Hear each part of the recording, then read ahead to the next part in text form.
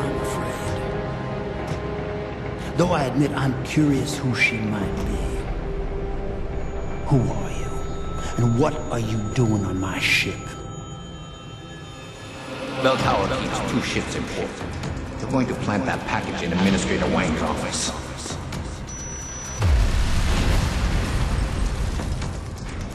Then you hop in a cargo pod and off you go. And where she make port, I bet you find your scientists. You're the cruise director? Because I've got a complaint. You think you're funny, do you? Well, let's see how funny you feel after Lieutenant Keitner gets through with you. Lieutenant?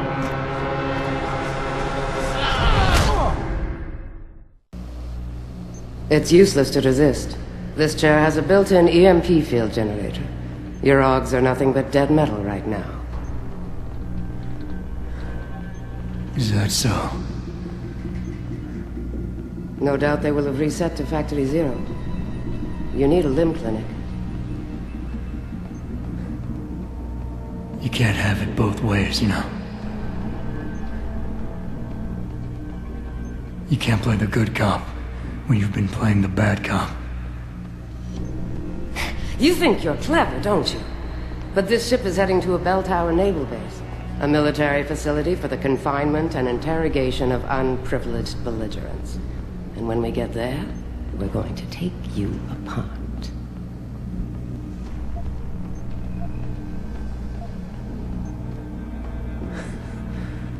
Unprivileged belligerents. I can't wait to see how that looks on my resume.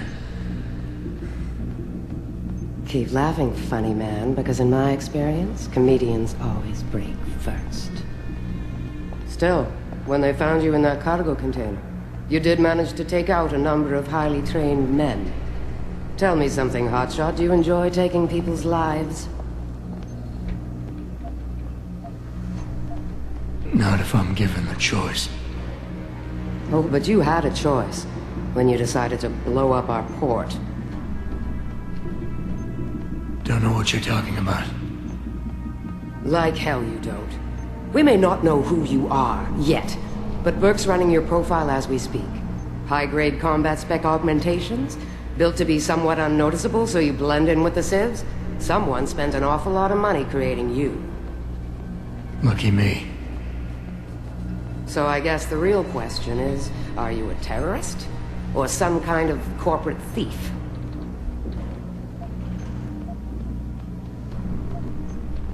Would you be happier if I told you that I'm neither? You have absolutely no idea of the shit you're in, do you? Rifleman Bank Station is a black site. It's off the grid. No one will come and rescue you. No one even knows where it is. You'll be dropped into a deep, dark hole and never see the light of day again. Stew on that for a while, tough guy.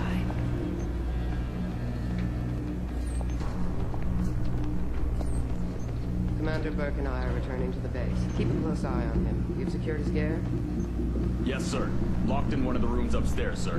Good. Then you have your orders. Pritchard. Are you there? Pritchard? Damn it.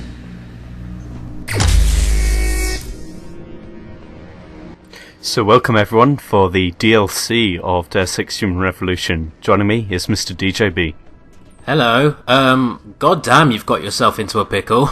Absolutely. So, as you can see, this is an excellent piece of DLC. It's a good 2 to 4 hours of gameplay, depending on how you play it. It's excellent, as in it actually expands on the story, goes into depth with some of the background matters, and deals with more conspiracies, like the it's basically a play on the Guantanamo Bay conspiracy, which is that Guantanamo Bay is a medical facility, a medical research facility. But more on that in later updates. At the moment we're watching Jensen scramble around the hallways of a ship or somewhere in his sexy abs. And I noticed they weren't joking. You have lost all of your augmentations, haven't you? Yeah, we'll reset to Factory 0, and there's an achievement relating to not using any practice kits in this update, and just using how you restart. So this is basically the start of the game again, and we're going to play it like that, still stealth pacifist, and we're going to take things nice and slow, take our time. Because there's a lot of details in these emails that are going to be very important, seeing as we're not playing for practice kits, and basically using all these little emails to look through will give us codes to doors and workarounds. At some points where it is compulsory, I'll be using basically codes that I've memorized from previous playthroughs, but you can't really find on guards. But either way, we're still going to play through. And it's a hell of a time. It's excellent DLC. And you're doing it all without the practice kits? Yes, that's one of the achievements. I will say that this DLC is roughly the same price as the Director's Cut, and the Director's Cut comes with all of the DLC, so if you've got the core game and you want to play The Missing Link, I suggest you buy the Director's Cut instead, because it's probably going to turn out cheaper for you, for one, and Microsoft isn't going to get a massive paycheck for that, which is a bonus. But also the Director's Cut has it integrated into the game. We have to, because this is the console version from the original game, you have to load it up in the main menu. This actually plays straight through the story if you've got the Director's Cut. Which there are a few differences in the Director's Cut, and I'll be taking a look at those when they occur. Alright, I guess that's why it was clever that they showed you the whole getting into the ship thing, so if you were playing this, just... It's a recap, it gives you context into where the story of this DLC takes place. But anyway, in the meantime, I want to talk about something else. I want to talk about the character design, because we've never come across this before, and really the sort of in-game art design. Which is more noticeable now that Jensen's all topless, going around like a hunk that he is. You notice that he's very skinny and he's got very pointy facial features, would you not? Yeah, I have noticed that. Well, a lot of characters are like this because they kind of wanted to go for a more slightly cartoony feature where they'd exaggerate facial movements a lot more. Because if you've noticed with Bethesda games, when you try creating a character in-game, like a CG character that doesn't have exaggerated facial features, it reaches a very uncanny valley feel, which you don't want because it becomes too disconcerting and distracting for the player. Especially when you have a conversation with them and they just stare at you non-blinking. Absolutely, so exaggerating facial features and body features basically makes it easier to communicate emotions, and in a way it gives the atmosphere more personality, because if you look down to the Renaissance, a lot of the paintings in that time were kind of exaggerated. A lot of pointy features with the ruffs around the necks and I guess you could call them hairstyles, laughable as they are. Yeah, yeah. And this is a cyber Renaissance essentially, so they want to capture that feel.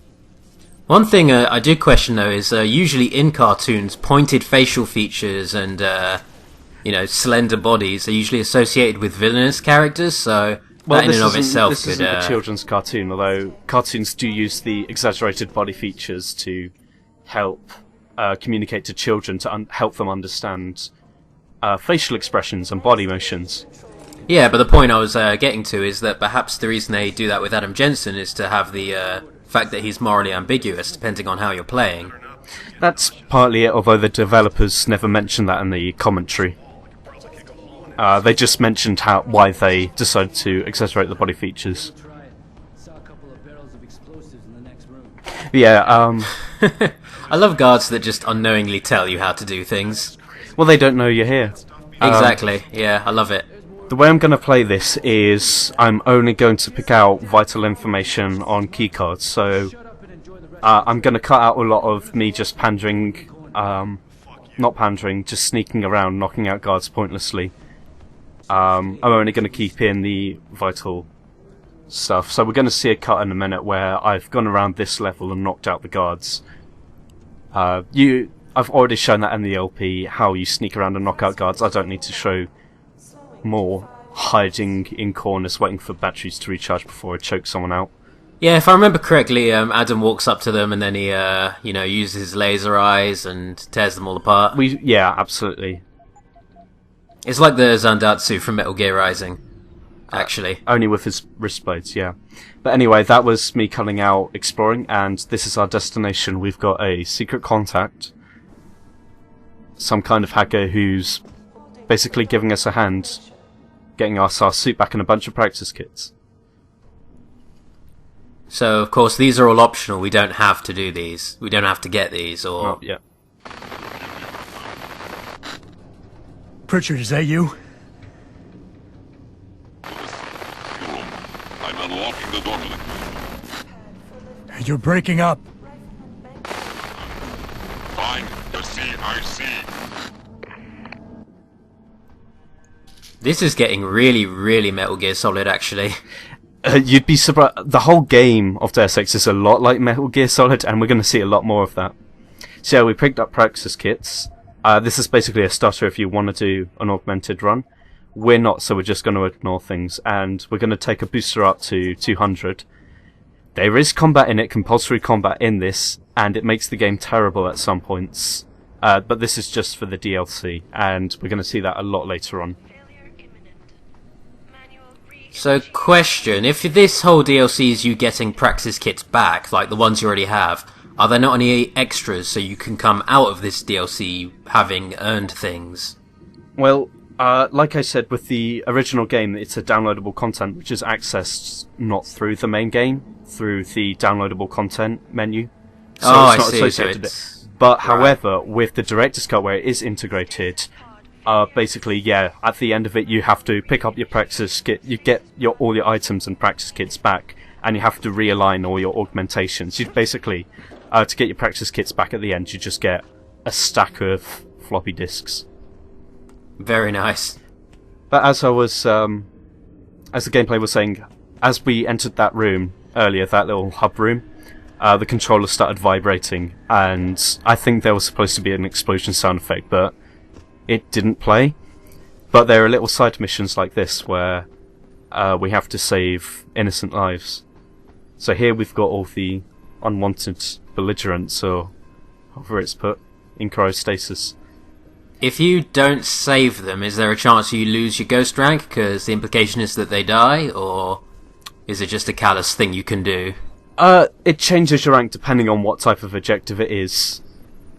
That said, this one doesn't factor in because you're not getting an alarm triggered, so no ghost, and pacifist, well, it's not you causing their death, but you can save them, and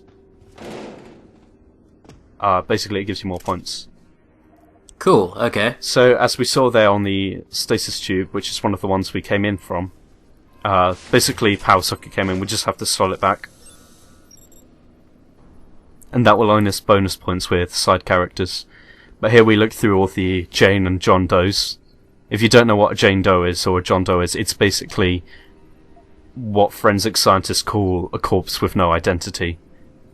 Or in this case, they get really stumped when an actual person named Jane or John Doe rocks up. Absolutely. But yeah, you can see all of these guys are just people picked off the streets, which is again playing into that whole Guantanamo Bay sort of thing where it's not actually detainees, although like reports have come out that it's obvious that they're not detainees, they just pick random people up. But this is the medical facility stuff instead of, oh, let's capture terrorists for some endless war that's been going on for 10 fucking years. Yep. Let's have a war against them. Let's take some boxes with us into the elevator. Yeah, so I wanted to try something out here because we haven't got the jumping augmentation. We'll want to explore, obviously. So we're going to use the box stacking methods. Man of stealth, that Adam Jensen, just flinging boxes around. Just throw them really far despite having no augments. So here, in the point of the game, I realised you can easily get lost if you don't have this feature enabled, and it disabled it for some reason. I usually like it on, even though most people don't. Go into game settings and you turn on object highlights.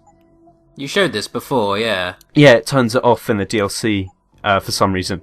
And as you can see, the controls for the lift get turned off. But no boxes. Oh no! Oh, physics don't always work. I'd like to think that was more of a fail-safe than a than anything else. The game's like, stop trying to cheat. Yeah. Fuck off with your boxes. So I think in this game, what they wanted to do was introduce some kind of vehicles.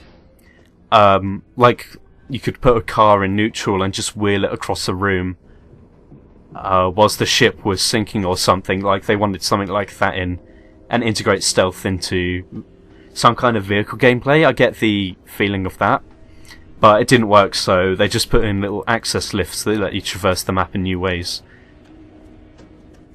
Oh well, I guess it does make it all feel a bit bigger and expand the world a little bit, having those in. New ways of travelling is always nice. So we're going to grab these boxes and just fade into this more room boxes. Here. Absolutely, we got new boxes instead.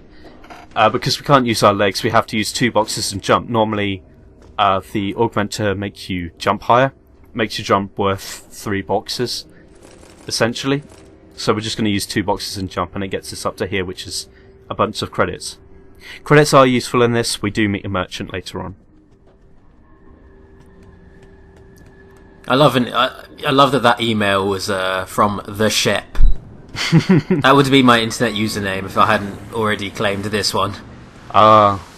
This is my favourite bit of the DLC.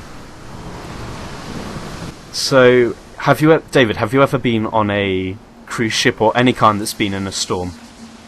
I've been on one, not in a storm though. I have, and this is exactly how it looks and feels. The developers and the designers have really managed to capture the feeling of being on a storm. This looks a lot better on PC, where you've got a faster frame rate and a higher resolution. It's not upscaled; it's actually it's in its native resolution and looks gorgeous, I assume. It looks amazing, and it feels very immersive, and I like that a lot. And in the background there, we can see the big shell. Oh, I mean the facility.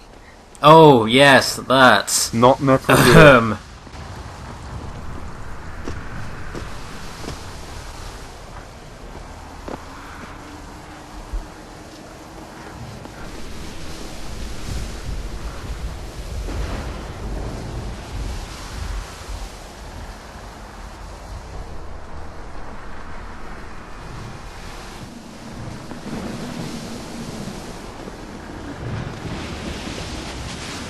Seeing as we're set to Factory 0, we're going to take the guards out and just give us easy travel.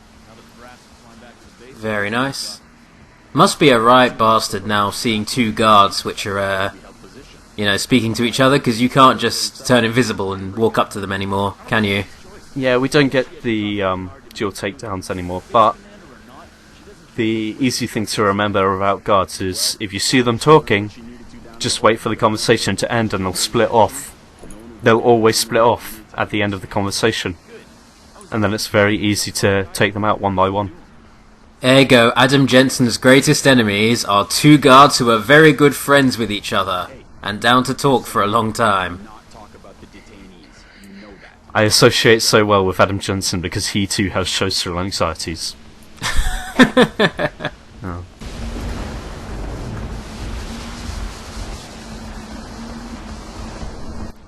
And now your friend is gone. I'm just going to wait for him to turn around. Can't the other guy see you?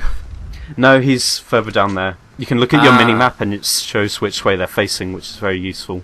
Be careful around this bit, there's another guard above you.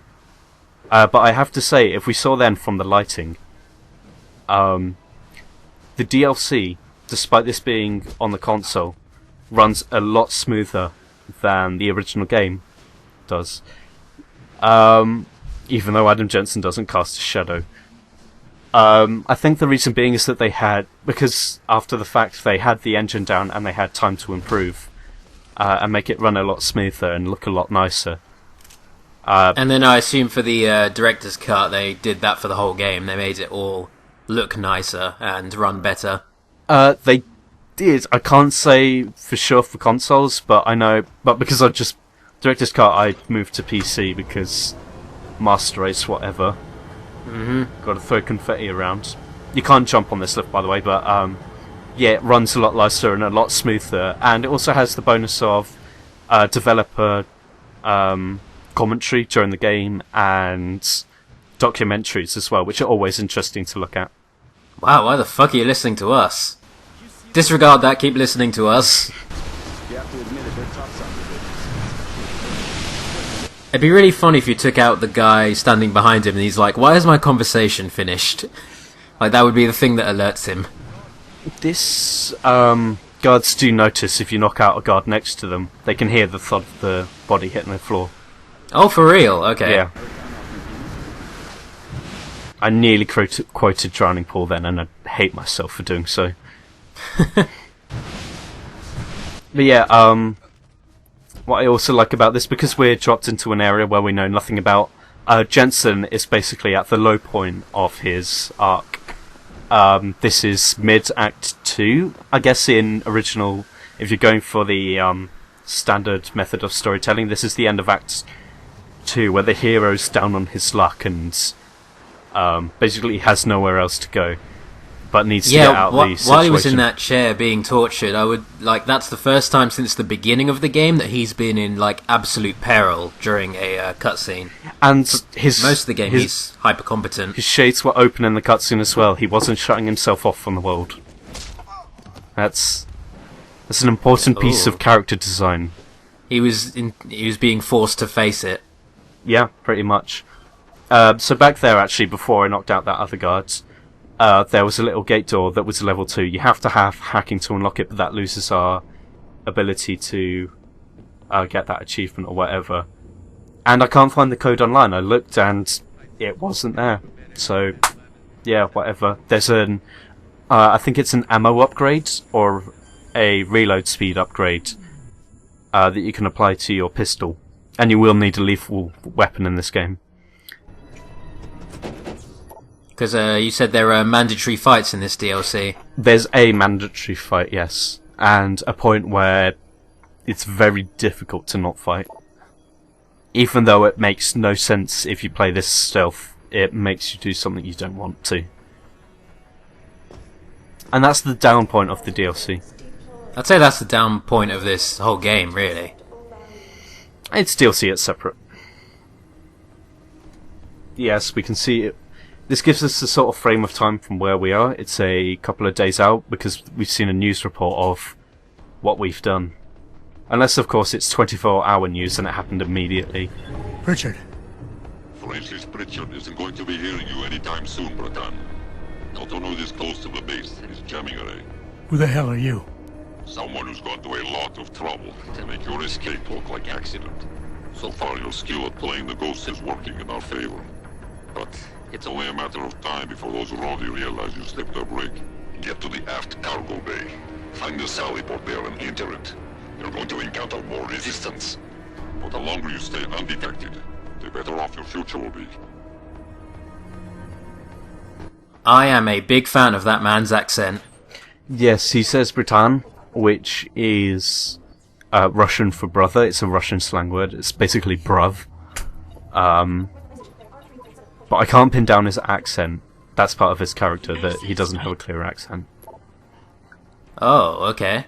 But we're going to learn more about the mysterious hacker who's giving us a mysterious hand. We don't know why he's helping us.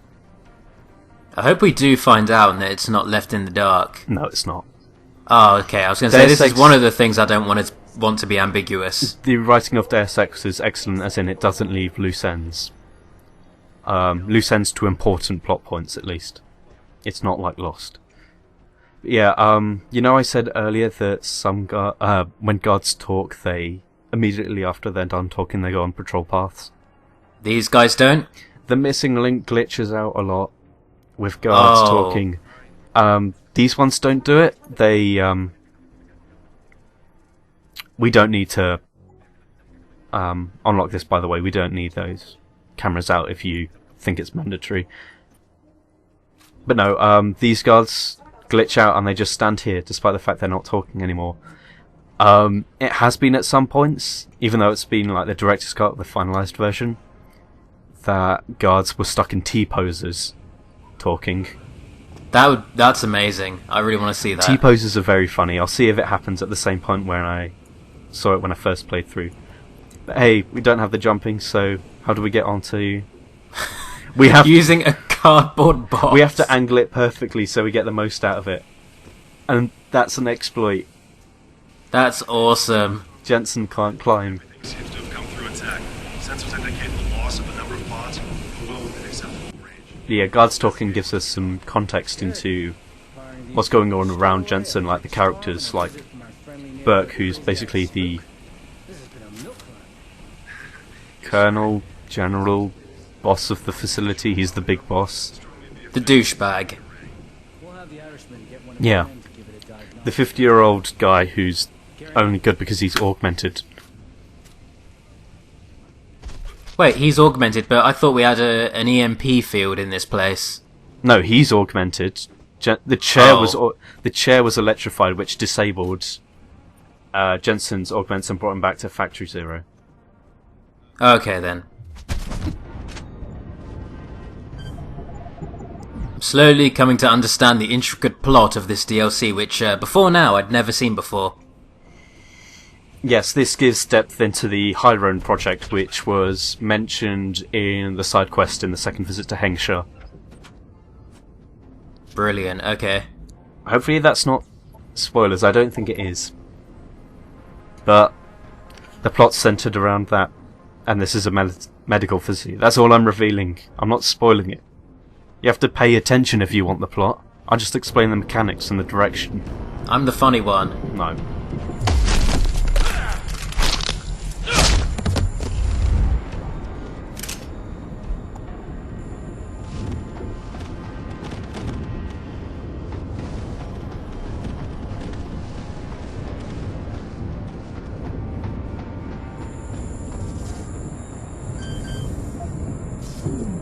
We have to go down that hole. We can use timing, but we're not gonna because there's something else to do. Okay. There are points when... You've always seen grids flicker on and off at times where it's compulsory to go through, right? Yeah. Yeah, you've noticed that. There are points when that doesn't happen, and there's a neat little gameplay trick that I'm going to show when it does come across, which will happen shortly. Is it using boxes to stop the lasers? It's not using boxes. Ah, no. So after knocking that guy out, we want to go up this ladder because there's a certain route we want to get through, and there's a gas leak. We will actually see the gas leak if we go down first, but I'm just cutting out time. I mean, I assume it will kill us if we go down there. The gas, yes, we need the lung augmentation to get through it. There is a access lift that we can use, but I prefer the route that we're going to take. So yes, here, this is the route where all the gas was. Possible gas leak. That guy in front of us is dead. We didn't kill him. There was already the gas leak. When I played through on the director's cut, he was lying in a different place. I think because when I first saw him, the first thing I did was turn off the gas. I didn't know there was a leak. So when I saw him, I thought he fell off that ladder and like smashed his head or something.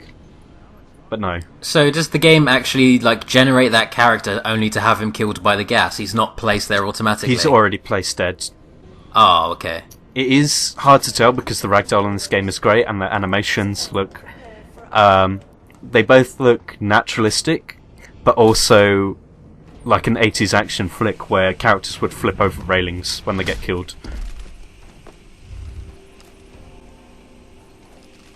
And then you can make then you can pose their bodies and make them do funny things. Yes, like stack them up in a pile of 3 so they warp together.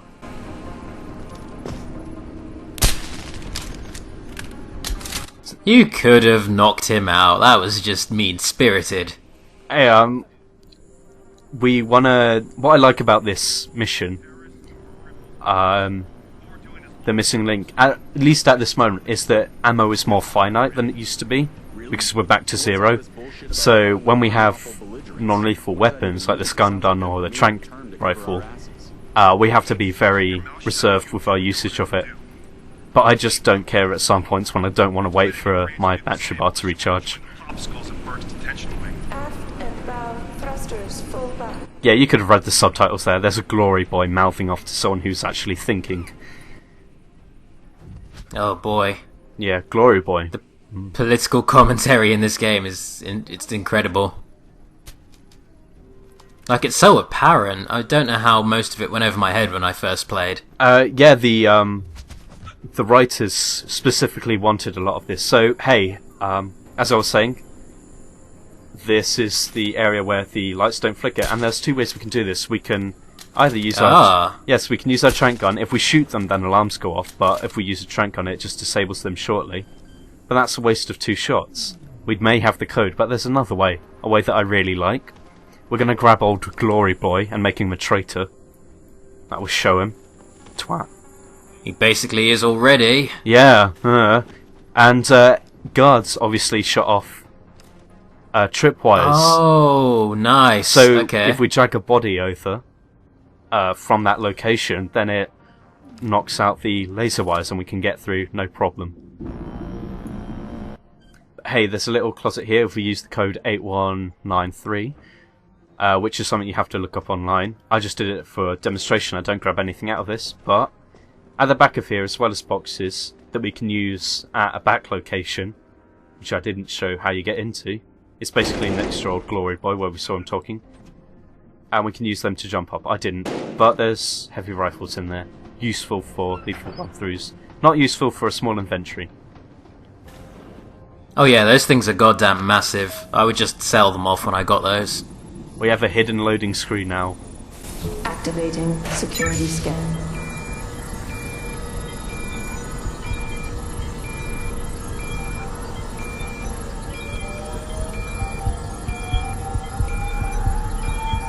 I hate hidden loading screens. They're painful. I'm still in game. I've got the controller in my hand. I'm not setting it down whilst there's a loading screen. I like loading screens more. I don't care what people think. Subject not recognized. Like the ghost, bratan. Let's see if I can keep it that way. So, you're a hacker. There's a maintenance tunnel in loading bay 1. Access through a floor panel. Get inside. Follow the cables. And try not to kill the person inside. Access granted. Yes. So depending on how we play, changes how many guards are in the next location. How many guards are in the big shell. I keep forgetting its name. I'm just going to call it the big shell. Fuck it. Thanks achievements. I never played this on Xbox, only PC. Thanks for ruining my footage. Fuck you, Microsoft. Hey, at least the world now knows that we are out of the frying pan, whatever that may entail. And into the big shell. End of part 1. Goodbye.